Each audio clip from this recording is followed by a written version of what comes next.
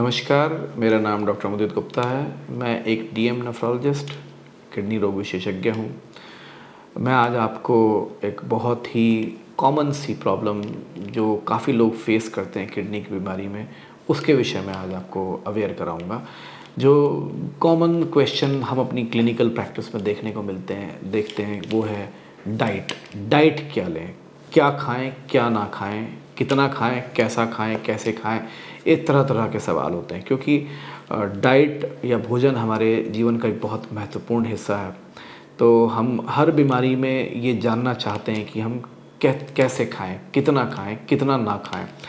तो मैं इसमें एक बहुत ही संक्षेप में आपको अपने वीडियो में बताना चाहूँगा कि एक सबसे कॉमन बीमारी जो किडनी की होती है, जिसको क्रोनिक किडनी डिसीज़ बोलते हैं, जिससे धीरे-धीरे किडनी डैमेज होती है, इसकी तादाद सबसे ज़्यादा होती है पेशेंट की। तो मैं अपनी जो डाइट की जो रिस्ट्रिक्शन है, जो लिमिट एरिया है, वो मैं इसी पे आपको फोकस करके बताऊँगा।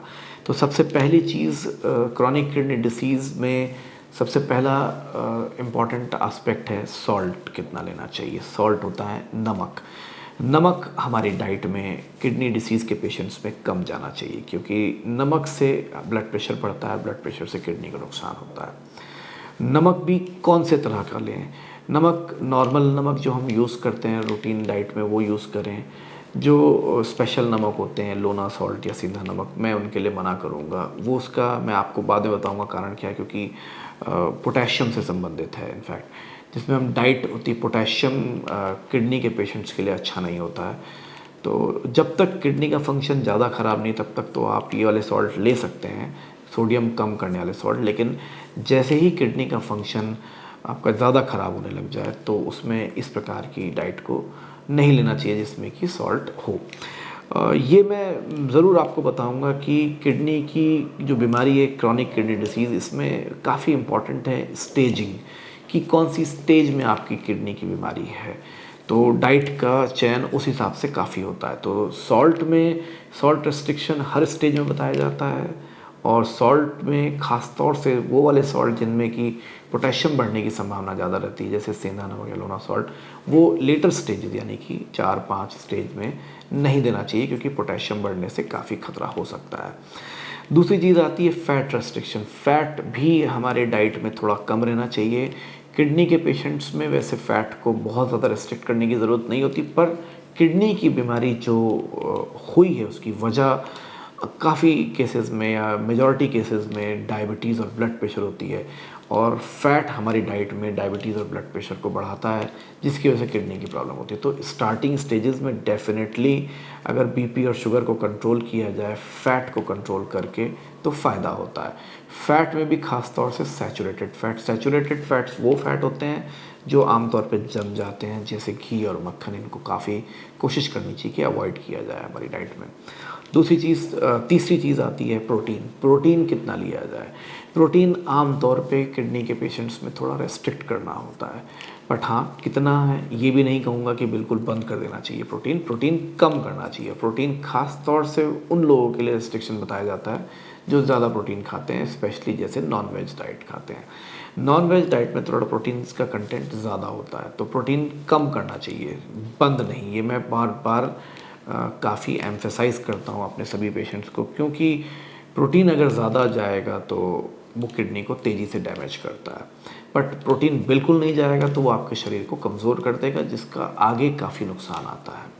तो प्रोटीन बंद ना करें, प्रोटीन कम करें। प्रोटीन किन पदार्थों में होता है वो भी बहुत ज़रूरी है जानना, जिसमें कि दालें हैं। दालों में बहुत ज़्यादा प्रोटीन नहीं होता है, तो दाल ले सकते हैं, लेकिन एक लिमिटेड क्वांटिटी में 1-2 कटोरी पर डे ले सकते हैं।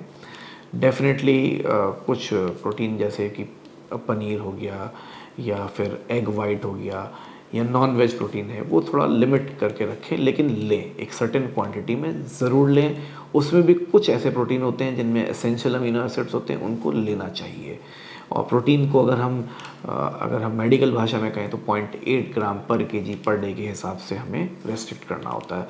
पर ये प्रैक्टिकली थोड़ा मुश्किल होता है, डाइटिशियंस आपको काफ़ी समझाएंगे इस चीज़ के विषय में, लेकिन जो कॉमन रूटीनली हमें पता होना चाहिए कि प्रोटीन कम करना है, बंद नहीं करना है।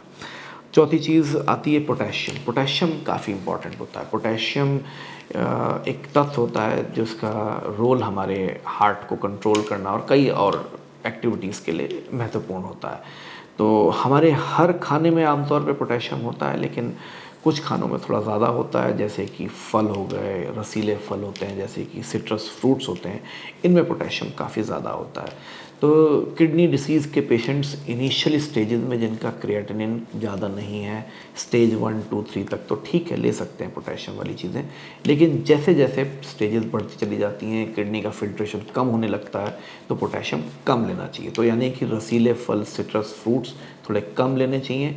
फ्रूट्स धीरे धीरे कम की तरफ रखने चाहिए, बंद नहीं करने चाहिए। कुछ फ्रूट्स में पोटेशियम कम होता है, जैसे कि अमरूद या जामुन, वो सब ले सकते हैं आप, और कुछ फ्रूट्स, सिट्रस फ्रूट्स अवॉइड करें।